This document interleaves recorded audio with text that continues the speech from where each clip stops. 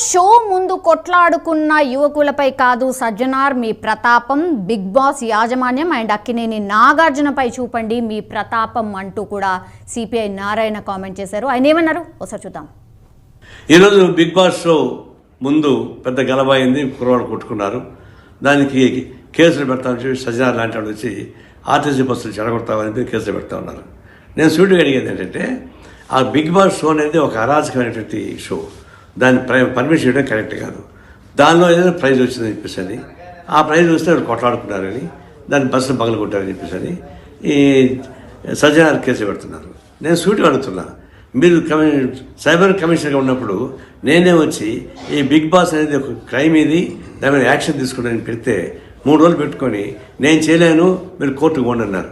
నేను కింది కోర్టుకు పోతే కింది కోర్టులు కొట్టేసి పై కోర్టుకు పోమన్నారు. పై కోర్టుకు పోతే జిల్లా కోర్టు, రాష్ట్ర కోర్టుకు పోమన్నారు. ఆ విధంగా పోలీస్ డిపార్ట్మెంటు భయపడే, కోర్టులు భయపడే. బిగ్ బాస్ అంత ఆదర్శమైనది, అది అసాంఘికమైన కార్యక్రమం జరుగుతుంది. దానిలో నీచాత్యమైన కార్యక్రమాలు జరుగుతున్నాయి. కేవలం డబ్బుల కోసం కక్కుర్తి పట్టి నాగార్జున లాంటి వాళ్ళు దానికి హ్యాంకర్గా ఉంటున్నారు.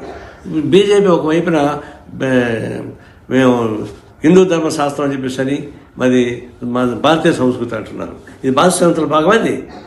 పాశ్చాత్య దేశాల నుండి తీసుకొని మనకి పెట్టి ఈడ ఒక 100 మందిని తీసుకెళ్ళి ఒక ఇంట్లో పడేసి అది వ్యవసాయ పంపకం తయారు చేసి దానిలో వచ్చిన గొడవలు చూసుకొని చేస్తున్నారు. ఇప్పుడు ఏంటంటే ఒక రైతు పంటను తీసుకొచ్చారు, అదే ఒక 4 లక్షల రూపాయలు ప్రైజ్ ఇచ్చారు.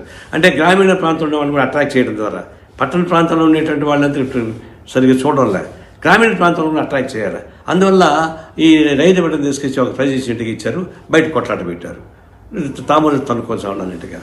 ఇది దీనికి అంత కారణం బిగ్ బాస్ షో చేసేటువంటి నాటకం. గ్రామీణ ప్రాంతంలోని ప్రజానీకాన్ని కూడా